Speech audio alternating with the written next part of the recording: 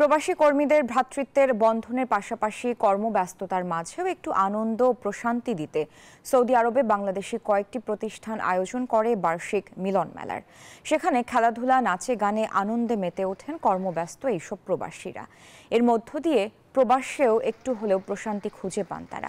এরই ধারাবাহিকতায় সৌদি আরবে বাংলাদেশি মালিকানাধীন কোম্পানি প্রাণ তাদের শ্রমিকদের জন্য বার্ষিক মিলন মেলার আয়োজন করে, যা পরিণত হয় উৎসবে। ছিল চেয়ার খেলা, হাড়ি ভাঙা, কবিতা গান সহ কর্মীদের নানান পরিবেশনা।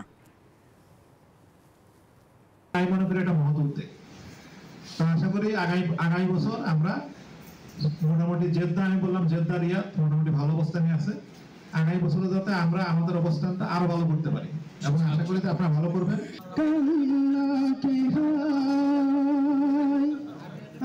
চলে দুঃখ